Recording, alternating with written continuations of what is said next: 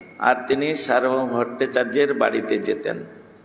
অন্য সমস্ত ভক্তদের আর নিয়ে যেতেন না। কেন? সার্বভৌম ভট্টাচার্য চিন্তা করেছিলেন যে বহু সন্ন্যাসীতে গাজন নষ্ট, তাই না? অনেক সন্ন্যাসী এই জায়গায় হলে সেবায় ত্রুটি হয়ে যায়। এই জন্য যিনি সেবিকা হবেন, বৈষ্ণব সেবা করতে তার অন্তরে যদি ইচ্ছা থাকে, তাহলে তিনি একজন, দুজন, বড়জোর তিনজন সন্ন্যাসীকে তিনি নিমন্ত্রণ করে সেবা করাতে পারেন। সব থেকে একজন হলে খুব ভালো, তার মনের মতো করে সেবা করতে পারেন। কিন্তু বহু সন্ন্যাসীকে নিমন্ত্রণ করা হলো, ওইটা খাবে না, ওটা খাবে না, ওটা খাবে না, ওটা ভালোবাসে না, ওটা ভালোবাসে না, এই করতে করতে করতে করতেই তার তো অবস্থা খারাপ।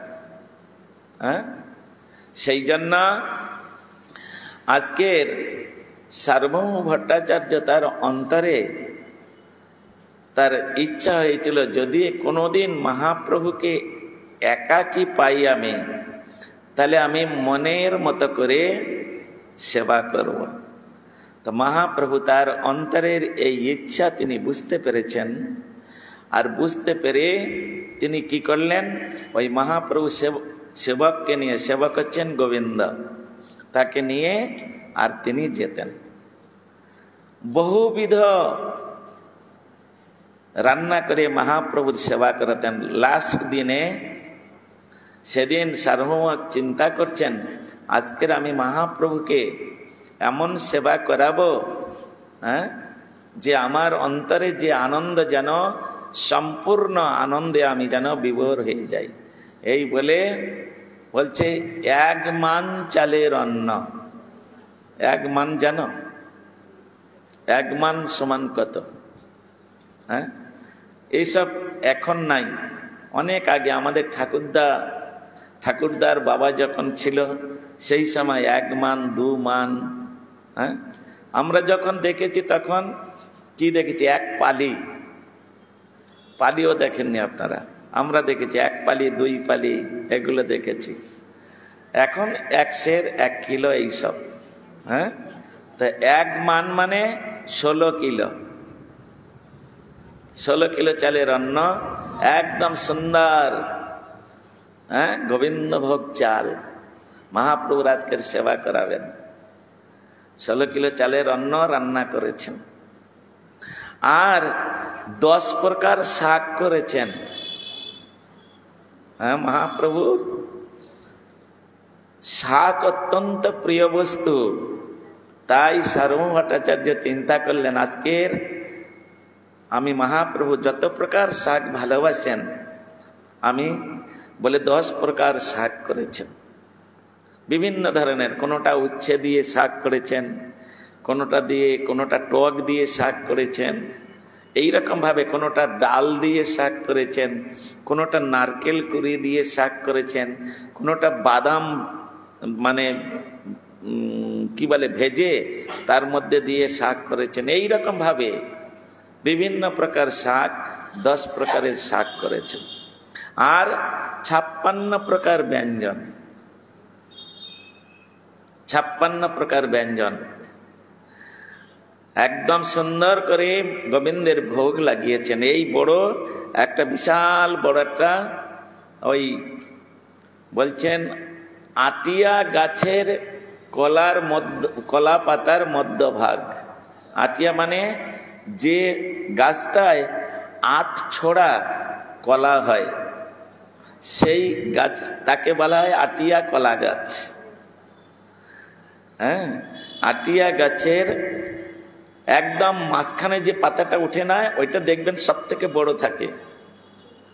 আর ওইটা পুরোটা একদম কেটে নিয়ে এসেছে, নিয়ে তারপরে ওই 16 কিলো চালের অন্ন সুন্দর করে সাজিয়েছে, একদম সাজিয়ে দিয়ে, আর তার মধ্যে ওই পাতার মধ্যে চারিদিকে ভাজা ভাজি ইত্যাদি করে শাক টাকগুলো সব সুন্দর করে দিয়েছেন। দিয়ে আর উপরে একবারে ঘি ঢেলে দিয়েছে পুরো। এখনকার ডালডা ঘি নয়, তখন আর ঘি বুঝতে পারছেন তো, ঘি দিয়েছেন, দিয়ে তার উপরে তুলসী মঞ্জরি দিয়েছে, প্রত্যেকটার উপরে কমল তুলসী মঞ্জরি, সেবার পরিপাটি। আর তারপরে চারিদিকে কলার আটিয়া। কলার আটিয়া মানে জানেন, কলার যে গাছের যে খোল, বাটি টাটি তখন তো অত ছিল না, হ্যাঁ, তো ওইগুলোই মধ্যে ওই কলার খোসাটাকে, কলার খোসা না, কলা গাছের খোসাটাকে ওটা এরকম ছোট ছোট করে কেটে মাঝখান থেকে একটু নিচে কেটে এদিকে একটা বাতা দিতেন, ওদিকে একটা বাতা দিতেন, বাটির মতো হয়ে যেত। হ্যাঁ, এখনো পর্যন্ত অনেক হজ পাড়া গাঁয়ে এখনো ওগুলো চালু আছে। তো ওর মধ্যে 56 প্রকার ব্যঞ্জন, তার মধ্যে ভরে চারিদিকে একদম সুন্দর করে সাজিয়েছেন। আর পিঁড়ি দিয়েছেন, পিঁড়ির উপরে সুন্দর কমল আসন দিয়েছেন, দিয়ে তার উপরে পুষ্প দিয়েছেন, তুলসী দিয়েছেন, দিয়ে গোবিন্দের ভোগ লাগিয়েছেন। আজকের মহাপ্রভু সর্বভূত অন্তর্যামী, তিনি জেনেছেন আজকের আমি সার্বভৌম ভট্টাচার্যের বাড়িতে প্রাণ ভরে সেবা করব। তো গিয়েছেন, মহাপ্রভু ভোগটোগ হয়ে গেছে, গিয়েছেন। আর উনি কি করেন, ভোগ ঠাকুর ঘর থেকে বের করে যে ঘরে মহাপ্রভু সেবা করবেন সেই ঘরের, হ্যাঁ, চারিদিকে সব সুন্দর করে পরিষ্কার পরিচ্ছন্ন করে মাঝখানে সব প্রসাদ সাজিয়েছে, সাজিয়ে পিঁড়ি টিঁড়ি দিয়ে সুন্দর করে আসন করে দিয়ে রেখে দিয়েছে। মহাপ্রভু গিয়েছেন, সার্বভৌম ভট্টাচার্য তাকে প্রণাম করলেন, হ্যাঁ, ফুল চন্দন দিয়ে পুষ্পাঞ্জলি অর্পণ করলেন, চরণ ধৌত করে দিলেন, দিয়ে বলছেন প্রভু ভোগ তো একদম লেগে গেছে, হ্যাঁ, চলুন সেবা করবেন। এই বলে ঘরের মধ্যে ঢুকিয়ে মহাপ্রভু দেখছেন, ওরে সর্বনাশ, সার্বভৌম তুমি কি করেছ, হ্যাঁ, এটা কি করেছি, এত অন্ন, এত অন্ন কেন? বলে প্রভু আপনি একদম কোনো কিছু মনে করবেন না, আরে এটুকু তো আপনার এক গ্রাসের অন্ন। হ্যাঁ, মন্দিরের মধ্যে প্রতিদিন আপনি 54 মণ চালের অন্ন সেবা করেন, মন্দিরে একদিনে আপনি 54 মণ চালের অন্ন সেবা করেন, আর এটা তো আপনার নস্যির সমান। প্রভু আজকের এইটুকু আপনাকে সেবা করতে হবে। বলে পাগল, কি আরম্ভ করেছ? বলে প্রভু আপনি তো বসুন, তারপরে যা হবে হবে। এই বলে সেবা করছেন। হ্যাঁ, উনি সেবা করতে বসেছেন। আর ওই সার্বভৌম ভট্টাচার্যের একটা জামাই ছিল, জামাই ষষ্ঠী আসছে না, এই জন্য জামাইয়ের পাঠ হচ্ছে। হ্যাঁ, জামাইগুলো কিরকম দেখুন, জামাইগুলো এইরকম। একটা জামাই ছিল, তার নাম হচ্ছে অমগ। হ্যাঁ, আর সার্বভৌমের মেয়ের নাম ছিল সাটি, মধ্যাহ্ন সয়াকার টয়হস্যই, সাটি। তো এখন মহাপ্রভু সেবা করছেন, আর ওই অমগ একটু নাস্তিক মতো ছিল। হ্যাঁ, সে জানালা থেকে মুখ বাড়িয়ে দেখছে, দেখে বলছেন ওরে সর্বনাশ, হ্যাঁ, এই সন্ন্যাসী এত খায়, সন্ন্যাসী এত খায়, এই বলে আর হচ্ছে কটূক্তি করছে। আর তখন সার্বভৌম ভট্টাচার্য মহাপ্রভুর সেবা দিয়ে বসেছিলেন, আর ওনার একটা লাঠি ছিল, সেই লাঠিটা নিয়ে তাড়া করেছে সেই অমককে, হ্যাঁ, অমককে আর কি, জামাইকে তাড়া করেছে। তাড়া করে কেন, কোনো মায়ের বাড়িতে যদি জামাই আসে, আর সেই সময় জামাইটা যদি একটু নাস্তিক প্রকৃতির হয়, মানে ভজন সাধন করে না, এরকম যদি জামাই হয়, তাহলে আর ওই মা হয়তো ভক্ত, তিনি মহারাজ, কোনো মহারাজকে যে আজকে জামাই ষষ্ঠী, আজকের একটু একজন বৈষ্ণব বলি, হ্যাঁ, মা তো সুন্দর করে ভোগ লাগিয়েছেন, তা প্রসাদ এখন হয়তো দিয়েছে, এখন নিয়ম আছে সবার আগে বৈষ্ণবের সেবা দিতে হয়। এখন হয়তো সুন্দর করে সাজিয়ে বৈষ্ণবের সেবা দিয়েছে, তখন ওই জামাইটা দেখে রাগ হয়, শাশুড়ির উপরে রাগ হয়, সাধুর উপরে রাগ হয়, আর সবার উপরে। হ্যাঁ, এ হবেই, এটা হবেই হবেই, যদি সে ভক্তিপরায়ণ না হয় তার হবেই। হ্যাঁ, আমার এত যত্ন করে না, আমি ওনার বাড়ির জামাই, আমাকে এত যত্ন করে না, আর কোথায় তো একটা টিকিধারী বাবাজি এসেছে তার খুব যত্ন করছে। ঠিক ঘটনাটা এইখানে ওই রকম ঘটেছে। সে জানালা থেকে মুখ বাড়িয়ে দেখছে সন্ন্যাসী এত খায়, ওরে বাপ রে, হ্যাঁ, এ তো 50 জনের খাবার, এত খায়, এই বলে নিন্দা করেছে। আর ওর লাঠি নিয়ে সারু তাড়া করেছে, আজকে তোকে আমি শেষ করে ফেলবো। হ্যাঁ, শেষ করবে। ও এখন সেই লাঠি দেখে ভয়ে আর বাড়ি থেকে বেরিয়ে দৌড় দিয়েছে। হ্যাঁ, তখন সারু ভট্টাচার্য অভিশাপ করছে, তুই মর, তুই মরলে আমার শান্তি, আমার 60 রান্ডি হোক তাও ভালো, রান্ডি মানে বিধবা হোক তাও ভালো, তথাপিও তোর মতো এরকম জামাইয়ের আমার দরকার নাই, তুই মর। মহাপ্রভু তখন কি করলেন, 2-4 মুষ্টি সেবা করে আর তিনি উঠে পড়লেন। উঠে পড়লে বললেন, সার্বভৌমা এবার তোমরা সকলেই প্রসাদ পাও, আমি এখন চলি। সার্বভৌম গিয়ে মহাপ্রভুর চরণ জড়িয়ে ধরে আর হাউ হাউ করে কান্নান করছেন, প্রভু আপনাকে ডেকে নিয়ে এসে অপমান করলাম। হ্যাঁ, বলে না না, তোমার তো কোনো দোষ নাই, তুমি আবার ওরকম মন খারাপ করছো কেন? আরে ওসব আমি কিছু মনে করি নাই, তুমি যাও, সবাইকে যাও, প্রসাদ আরো আছে, গোবিন্দ আছে, গোবিন্দ এখনো প্রসাদ পাইনি, আর সবাই তোমরা প্রসাদ পাও। এই বলে মহাপ্রভু তিনি বিশ্রাম করতে চলে গেছেন। এদিকে সব প্রসাদ প্রসাদ পেয়ে গেছে, ব্যাস। হ্যাঁ, হরিস্থানে অপরাধ তারে হরি নাম, আর তোমার স্থানে অপরাধ নাহি কইরান। মহাপ্রভু এখন তিনি ভক্ত ভাব অঙ্গীকার করে আছেন। তিনি স্বয়ং ভগবান হলেও তিনি ভক্ত ভাব অঙ্গীকার করে আছেন। আর কি হলো, ওই মহাপ্রভু বা বৈষ্ণব নিন্দা করার জন্য তারপরের দিনে তার বিসূচিকা ব্যাধিতে আক্রান্ত হলো। বিসূচিকা ব্যাধি মানে কলেরা, যা তদনীন্তন কালে যা হলে আর সারানো যেত না। যেমন কিছুদিন পূর্বে ক্যান্সার হলে মানুষকে বাঁচানো যেত না, এখন ক্যান্সারের অনেক ট্রিটমেন্ট বেরিয়ে গেছে। হ্যাঁ, এখন কি হয়েছে, এখন কি রোগ এসেছে, করোনা। হ্যাঁ, কোথায় থেকে সব কি কি রোগ আসছে। তাই এইরকম সেই অমগের বিসূচিকা ব্যাধিতে আক্রান্ত হয়েছে, প্রাণ যায় যায়। হ্যাঁ, মহাপ্রভুর কাছে খবর গেছে, প্রভু এই এই ব্যাপার। বলে তাই নাকি, চলো যাই। গোবিন্দকে বলছে, গোবিন্দ চলো যাই, দেখি কি হয়েছে। সার্বভৌম ভট্টাচার্য বলছেন, রাস্তায় আটকে দিয়েছেন, প্রভু যেতে হবে না, আপনাকে যেতে হবে না, ও মরুক, মরলে আমার শান্তি।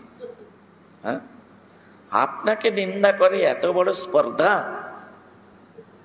ওই রকম জামাইয়ের মুখ দর্শন করতে চাই না। তখন মহাপ্রভু বললেন, না না, ওরকম বলো না। হ্যাঁ, ওরকম বলো না। কেন? তুমি হচ্ছ আমার ভক্ত, তা তোমার জন্য যদি কোনো আত্মীয়ের কষ্ট হয় বা কোনো কিছু হয়, তখন আমারও কষ্ট হবে, কেননা তুমি আমার পরম ভক্ত। আর তুমি না হয় এত দৃঢ়তার সহিত বলছো, কিন্তু তোমার স্ত্রী তো এত, তার প্রতি তো একটু মায়া দয়া রয়েছে, চলো। তো ভক্তের এই জন্যে ভক্তিবিনোদ ঠাকুর লিখেছে না, ভক্তের গৃহে যদি হইতাম কুকুর, তো এঁটো দিয়ে তরাইতেন বৈষ্ণব ঠাকুর। হ্যাঁ, এই জন্যে ভক্তের গৃহে কুকুর হয়ে জন্মগ্রহণ করা ভালো, তথাপিও ব্রহ্মলোকে ব্রহ্মার আসন পেয়ে ব্রহ্মারূপ জন্মগ্রহণ করে আমার কোনো লাভ নাই। হ্যাঁ, কীট জন্ম হোক যথা তুয়া দাস, বহির্মুখ ব্রহ্ম জন্মে নাহি আস। এগুলো পড়তে হয়, এগুলো মুখস্থ করে হৃদয়ঙ্গ করে এর মধ্যে প্রবেশ করে দিয়ে ওইভাবে ভজন করতে হয়। ভক্ত প্রার্থনা করছেন, ভক্তের গৃহে যদি আমি কুকুর হয়ে জন্মগ্রহণ করতাম তাহলে আমার অনেক লাভ। কেন? তিনি মহাপ্রভুর প্রসাদ নিজে খেয়ে দিয়ে আর আমার জন্য তিনি রেখে দিতেন, আর ওটা খেয়ে আমি বৈকুণ্ঠ প্রাপ্তি হয়ে যেতাম। আর অভক্তের বাড়িতে জন্মগ্রহণ করলে তারা তো অমেধ্য খাবে, গরু খাবে, ছাগল খাবে, হ্যাঁ, শুয়োর খাবে, আর আমাকেও খাওয়াবে। আর তখন জন্মটা কোথায় হবে, গতিটা কোথায় হবে আমার? এই জন্য প্রার্থনা করছেন। একজন বাড়িতে মা ভোজন করেন, তিনি ভগবানের প্রসাদ খান, কিন্তু স্বামী খায় না, তার অমেধ্য কুমেধ্য দিতেই হবে। ওই সমস্ত সংসারে কোনোদিন শান্তি হবে, সুখ হবে? হবে না, কোনোদিন হবে না, ভজনও হবে না। তাহলে তো রানা ভোজকে নিয়ে মীরাবাই সংসার করতে পারতেন, তিনি তাকে পরিত্যাগ করে কেন চলে গেলেন? তা এই জন্য এইখানে আপনারা এই চৈতন্য চরিতামৃতের মধ্যে শুনেছেন, মহাপ্রভুর একজন প্রিয় পার্ষদ ছিলেন, নাম তার সেন শিবানন্দ। কীর্তনের মধ্যে আছে, 5 পুত্র সঙ্গে নাচে রায় ভবানন্দ, 3 পুত্র সঙ্গে নাচে সেন শিবানন্দ, 5 পুত্র সঙ্গে নাচে রায় ভবানন্দ। ব্যাস, সেই সেন শিবানন্দের বাড়িতে একটা কুকুর ছিল, সে একটা কুকুর পুষেছিল। হ্যাঁ, কুকুরকে উল্টে দিলে কি হয়? হ্যাঁ, কুকুরকে যদি ইংলিশে, কুকুরের ইংরেজি হচ্ছে ডগ, DOG। হ্যাঁ, ওটাকে উল্টে দেন, ওদিক থেকে ধরুন, হয়ে যাবে গড। তাহলে কুকুরকে উল্টে দিলে হবে ঠাকুর, আর ঠাকুরকে উল্টে দিলে হবে কুকুর। তা ভগবানের চরণে আমরা প্রতিজ্ঞাবদ্ধ, আমরা ঠাকুরের সেবা করব, এই প্রতিজ্ঞা করে আমরা মাতৃগর্ভে থেকে এই জগতে ভূমিষ্ঠ হয়েছি। আর এখানে এসে কি করছি? সকালবেলায় কুকুর নিয়ে রাস্তায় উঠে, সকালবেলা চা খেয়ে রাস্তায় তাকে টাট্টি করতে নিয়ে যাচ্ছি। ঠাকুরের সেবা করতে এসে কুকুরের সেবক হয়ে গেছে। হ্যাঁ, ঠাকুরের সেবা করব বলে ভগবানের কাছ থেকে এই শরীরটা পেলাম, এত সুন্দর শরীরটা, আর পেয়ে এখানে কুকুরের সেবা করছি। তো ভগবান বলবে, তোর কুকুরের সেবা করতে ভালো লাগে, এরপরে তোকে আমি ভাঙির ঘরে জন্মগ্রহণ করে দেব। হ্যাঁ, ভাঙি করে দেবে। সেন শিবানন্দের কিন্তু একটা কুকুর ছিল, সে একটা ভক্ত লোক, তো মহাপ্রভুর পার্ষদ তিনি একটা কুকুর পুষেছিলেন। কুকুরটা কেমন জানেন? তিনি প্রতিদিন প্রতিটা একাদশী ব্রত করতেন। সেন শিবানন্দ কিছু খেতেন না, ও সারাদিন কিছু খেত না। সেন শিবানন্দ যখন ভাগবত পাঠ করতেন, সেইখানে গিয়ে সেন শিবানন্দের পাশে বসে বসে ভাগবত পাঠ শুনতেন। দিনের মধ্যে একবার সেবা করত, আর সেন শিবানন্দ খেতে না দিলে কারোর হাতেতে সে খেত না। কারণ সে জানে সেন শিবানন্দ ভগবানের প্রসাদ ছাড়া কিছু খাবে না, সে তো বৈষ্ণব। আর সেই প্রসাদ পাবার পরে তার পাতে যেটুকু থাকবে ওইটুকু দিলে ওইটুকু খেয়ে সে সব সময় পড়ে থাকত। এইরকম তার বিচার ছিল। সেন শিবানন্দের কুকুর। তো মহাপ্রভু তার কথা শুনে অত্যন্ত প্রসন্ন হয়ে সেন শিবানন্দকে বলেছিলেন, শিবানন্দ, তুমি তো আমার প্রিয়, তোমার বাড়ির কুকুরটাও আমার প্রিয়। হ্যাঁ, কেন? ও কুকুর কোনো অপরাধ করেছে, কুকুর জন্ম পেয়েছে, কিন্তু ও ছিল পরম ভক্ত। কিন্তু কোন এক মন্দিরে ও পূজারী ছিল, তার পূর্ব হিস্ট্রি বলছে পূজারী ছিল, কিন্তু সে ভালো ভালো মিষ্টি টিষ্টি এটা সেটা ভালো ভালো জিনিস ঠাকুরের ভোগ না লাগিয়ে ও বাড়িতে নিয়ে গিয়ে আত্মীয় স্বজনকে খাওয়াতো। হ্যাঁ, কুকুর কি করে, এখান থেকে ওখান থেকে জোগাড় টোকরা করে এনে যেমন বাচ্চা কাচ্চাকে খাওয়ায়, হ্যাঁ, ওই রকম খাওয়াতো। তাই ও ওই পূজারীটা মরে কুকুর হয়েছে। যখন ও মরছে আর ওই কুকুর জন্ম যখন লাভ করেছে, তখন ও চিন্তা করেছিল এ কি আমার হলো।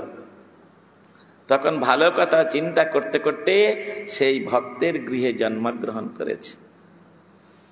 হ্যাঁ, ভরত মহারাজের মতো হরিণ জন্ম লাভ করেছিলেন না, ওই রকম। তা সেই জন্য মহাপ্রভু বলছেন তোমার বাড়ির কুকুরটাও আমার প্রিয়। একদিন সেন শিবানন্দ তিনি মহাপ্রভুর দর্শনের জন্য পুরীতে যাবেন, আর কুকুরটা পায়ে লুটুপুটি খাচ্ছেন। অনেক ভক্তকে নিয়ে সেন শিবানন্দ যাবেন, লুটিপুটি খাচ্ছে আর আউ আউ করে, যার যার কুকুর সে বুঝতে পারে কি বলতে চাচ্ছে। তখন সেন শিবানন্দ বলছে তুই যাবি? তো যাবি, কি আছে আমাদের সঙ্গে, ঠিক আছে যাবি, চল। যেই বলেছে চল, আর সঙ্গে ওর যেন রাস্তাঘাট সব চেনা, একদম সবার আগে আগে আগে আগে যাচ্ছে। হ্যাঁ, যেতে যেতে মেদিনীপুরের মধ্যে দিয়ে যখন যাচ্ছেন, তখন ওই যে নরঘাট কাঁসাই নদী, হ্যাঁ, কংসাবতী নদী, নদী তখন ব্রিজ হয় নাই, যেটা ব্রিজ হয়েছে এখন নাম হয়েছে মাতঙ্গিনী হাজরা ব্রিজ। ওইখানে তখন নৌকা পার করতে হতো এপার থেকে পারে। সব লোককে শিবানন্দ পার করে নিয়েছেন, লাস্টে কুকুরটাকে নিয়ে নৌকাতে উঠে যাচ্ছে। তখন মাঝি বললেন আমি কুকুরকে নৌকাতে চাপাবো না,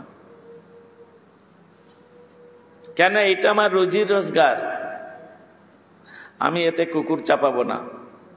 সেন শিবানন্দ বললেন যত টাকা লাগবে আমি দিব, যত পয়সা নিবে দিব, তুমি আমার কুকুরটাকে বল। না না, আপনি আমাকে 1 লাখ টাকা দিলেও আমি কুকুরকে আমার নৌকাতে চাপাবো না। সেন শিবানন্দ তখন অত্যন্ত দুঃখী হয়ে গেলেন, আর দুঃখী হয়ে তখন কুকুরটার মাথায় হাত বলেছে দিলে, চোখের জল ফেলতে ফেলতে বলছে তুই ঘরে যা, আমি পারলাম না তোকে মহাপ্রভুর দর্শন করাতে, তুই ঘরে চলে যা।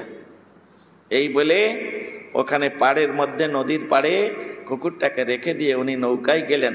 আর কুকুরটা যেরকম মাটিতে বসে দুটো পায়ে এরকম করে দিয়ে এক দৃষ্টে সেন শিবানন্দের দিকে তাকিয়ে থাকলেন, আর চোখ থেকে জল ফেলতে লাগলেন। হ্যাঁ, অনেক বড় নদী, সাঁতরে যে পার হয়ে যাবে কুকুরটা তাও ভয় পাচ্ছে না। তারপরে তার মধ্যে নানা রকম হিংস্র প্রাণী রয়েছে, কুমির, হাঙর ইত্যাদি। ওপারে চলে গেলেন, গিয়ে তারপরে তিনি সমস্ত নিত্যানন্দ প্রভু সঙ্গে ছিলেন, সবাইকে নিয়ে যখন চলে গেলেন, খুব মন খারাপ কুকুরটার জন্য। তিনি আর রাত্রে কিছু গ্রহণ করলেন না। তারপর দিন সকালে হাঁটতে হাঁটতে সবাই পুরীধামে পৌঁছে গেছেন। আর পুরীধামে পৌঁছে গিয়ে যখন জগন্নাথের সিংহদ্বারে গিয়েছেন, হ্যাঁ, পূর্ব দিকে অবস্থিত জগন্নাথের যে মুখ্য দ্বার, সেটার নাম হচ্ছে সিংহদ্বার। আর ওখানে একটা অরুণ স্তম্ভ আছে একদম বাইরে, বিশাল উঁচু, ওটার নাম হচ্ছে অরুণ স্তম্ভ। ওইখানে চবুতারা করা আছে।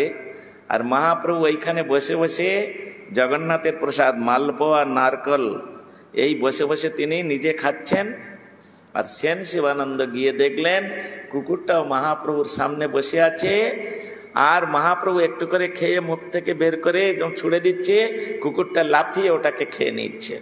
কেন? ওটা প্রসাদ, মাটিতে ফেলছে না। মাটিতে ফেললে প্রসাদের অসম্মান হবে, কুকুরটা লুপে নিয়ে খেয়ে নিচ্ছে। সেন শিবানন্দ গিয়ে দেখে অবাক, এটা কি করে হতে পারে?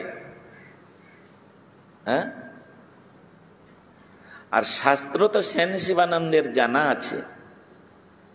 শাস্ত্রে বলেছেন, আমার থেকে যে একদিন আগে ভগবানের ভজন করেছেন বা ভজনে প্রবেশ করেছেন, আমার থেকে যিনি একদিন আগে গুরু পদাশ্রয় করে ভগবানের ভজন করব সংকল্প করেছেন, তিনি আমার সিনিয়র, তিনি আমার পূজ্য। তা আমার থেকে এই কুকুরটা মহাপ্রভুর কাছে আগে চলে আসলো, আর এই রকম ভাগ্য। হ্যাঁ, মহাপ্রভু দেখো অর্ধেকটা মালপোয়া খাচ্ছে, মুখ থেকে অল্পটা বের করে নিয়ে ছুড়ে দিচ্ছে, খেয়ে নিচ্ছে। এই বলে সেন শিবানন্দ গিয়ে মহাপ্রভুকে প্রণাম না করে কুকুরটাকে প্রণাম করলেন। কুকুরটাকে প্রণাম করলেন প্রথমে, যে ইয়ে কি করে আসলো, কি ব্যাপার, আর আমাদের থেকে আগেও পৌঁছে গেছে, এ তো অদ্ভুত ব্যাপার। এখন যখন কুকুরটা তার মনিবকে দেখেছে সেন শিবানন্দ, ও তখন কি করেছে, আউ আউ করে একবার পায়ে লুটিপুটি খাচ্ছে, তুমি আমাকে ফেলে চলে এলে। হ্যাঁ, বুঝাতে চাচ্ছে তুমি আমাকে না নিয়ে এলে কি হবে, দেখো আমি মহাপ্রভুর চরণে এসে গেছি। এই বলে ওই মহাপ্রভুর সামনে আর এই রকম সেন শিবানন্দ দাঁড়িয়ে রয়েছে, নিত্যানন্দ প্রভু দাঁড়িয়ে আছে, আর ওই রকম লুটুপুটি খেতে খেতে খেতে খেতে 3 বার পরিক্রমা করলেন, করে আর ওইখানেই প্রাণ ছেড়ে দিলেন, শরীর ছেড়ে দিলেন। কুকুরটা মারা গেল ওখানে। আর যখন মারা গেল তখন মহাপ্রভু ইঙ্গিত করলেন, উপর থেকে একটা দিব্য রথ আসলো, আর কুকুরটার শরীর থেকে একটা দিব্য জ্যোতি বেরিয়ে ওই রথের উপরে উঠলো, আর রথ বৈকুণ্ঠে চলে গেল। হ্যাঁ, তা এই জন্য প্রার্থনা করছেন ভক্ত, ভক্তের গৃহে যদি হইতাম কুকুর, তো এঁটো দিয়ে তরাইতেন বৈষ্ণব ঠাকুর। এখানে ভক্তের গৃহে জন্মগ্রহণ করেননি অমগ, কিন্তু তার জামাই তো বটে, তাই মহাপ্রভুর একটু কৃপা হলো।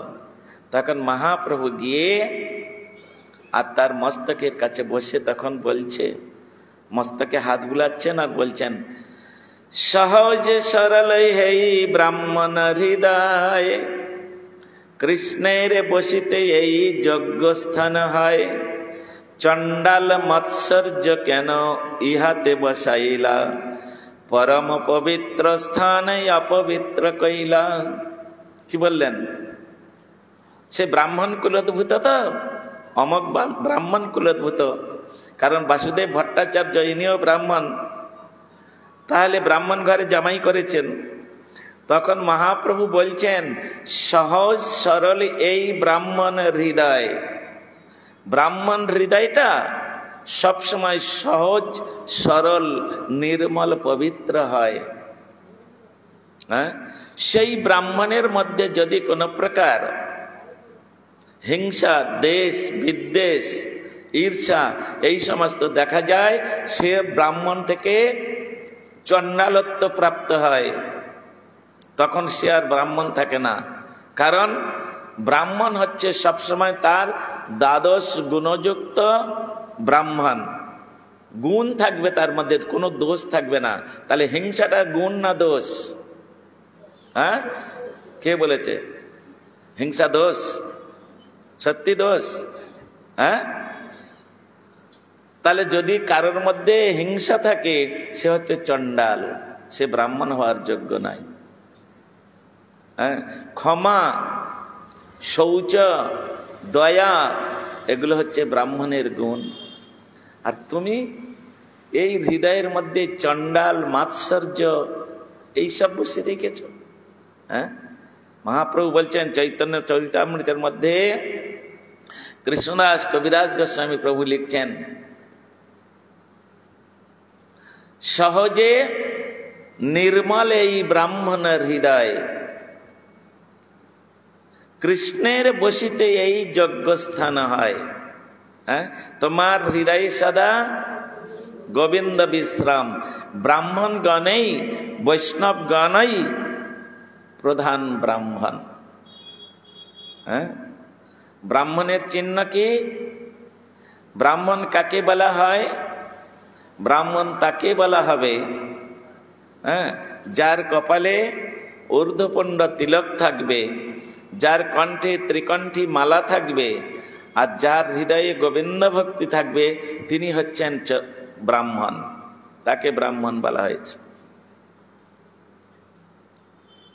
তাকে ব্রাহ্মণ বলা হয়েছে।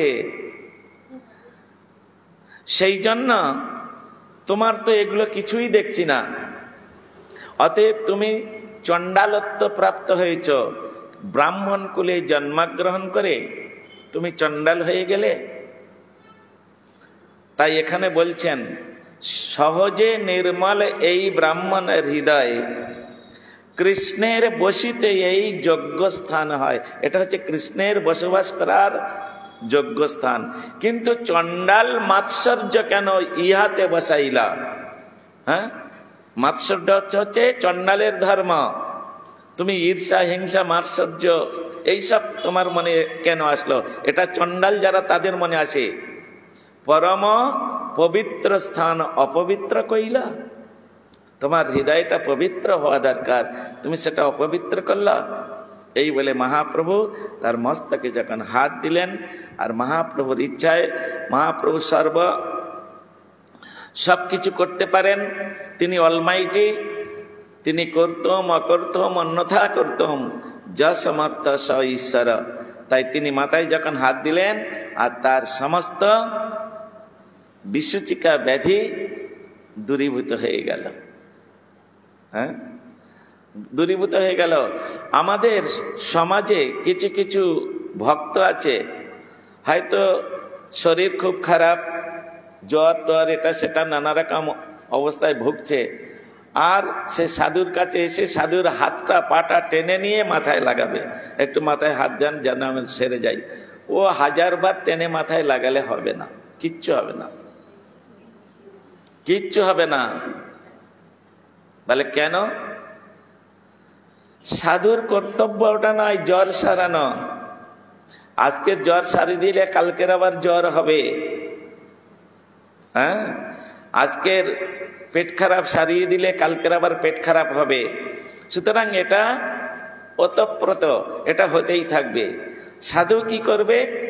তার শরীর থেকে এমন একটা মন্ত্র দিয়ে বা এমন একটা আশীর্বাদ দিয়ে তাকে কৃপা করবে যে তার শরীরে জীবনে কোনোদিন আর রোগই আসবে না।